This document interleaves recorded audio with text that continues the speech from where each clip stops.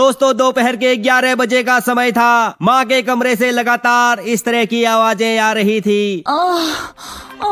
ये सुनकर 20 साल की जूली भी धीरे धीरे गर्म होने लगी। वो मन ही मन सोचने लगी, काश कोई मेरी भी खुदाई कर देता तो मजा आ जाता। सोचते सोचते जूली के शरीर में हवस की लहरें बेकाबू हो गई, तो उसने अपने सारे कपड़े उतार दिए और नंगी होकर संभोग सभा में कूद गई। वो अपने माँ के प्रेमी से लिपटते हुए बोली, प्लीज एक बार मेरे खेत में भी अपना ट्रैक्टर घुमा दो।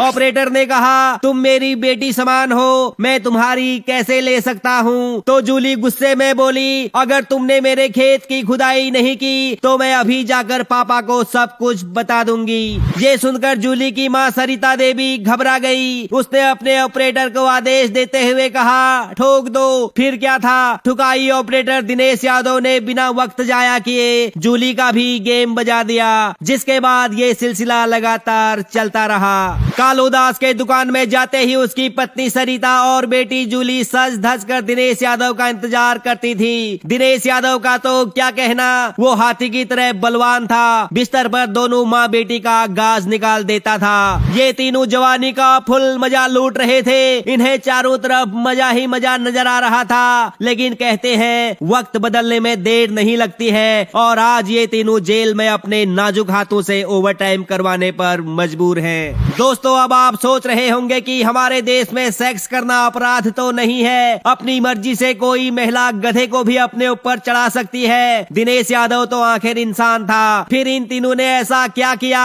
जिसे देश के कानून ने अपराध मान लिया और इन तीनों को जेल में डाल दिया। इस पूरी कहानी को आपको मोहब्बत से सुनाऊंगा, इसीलिए वीडियो को अंत तक जरूर देखें। तो आइए आज एक और ठुकाई सेंटर का पोस्टमार्टम करते हैं। दोस्तों चढ़ती जवानी और हवस की ये कहानी बिहार के भागलपुर से सामने आई है। यहाँ का रहने वाला कालूराम अपनी पत्नी सरिता देवी और 18 साल की बेटी जूली के साथ रहता था। कालूराम मार्केट में किराने की दुकान चलाता था। वो शाम को दारू पीकर घर आता था और खाना खाकर खर्राटे मारने लग जाता था। उस बेपरवाह इंसान को इस बात की कोई खबर नहीं थी कि उसकी पत्नी सरिता देवी लुल्ली के दर्शन मात्र के लिए तरस रही है। वो अपनी पत्नी की ठुकाई तो छोड़ो, उसे एक चुम्मा तक नहीं देता था। दोस्तों यौन सुख से वंचित महिलाएं अक्सर ठुकाई ऑपरेटर की तरफ आकर्षित हो जाती हैं। लिहाजा सरिता ने भी पड़ोस में रहने वाले 45 साल के दिनेश यादव को नौकरी पर रख लिया और दिन भर उससे अपना खेत खुदवाने लगी। दिनेश यादव सेक्स के मामले में बहुत बड़ा खिलाड़ी था। वो सरिता को दिन में ही तारे दिखा देता था, लेकिन एक दिन सरिता की जवान बेटी जूली ने इन दोनों को करते हुए देख लिया। फिर वो भी अपना खेत खुदवाने की जिद करने लगी, तो दिनेश यादव की लॉटरी लग गई। अब वो दोनों माँ बेटी को बारी बारी से करने लगा। लेकिन एक दिन कालूदास दोपहर में किसी काम से घर आया तो अपनी पत्नी और बेटी को नंगे बदन पड़ोसी के साथ करते हुए देखकर कालूदास गुस्से में आग बबूला हो गया।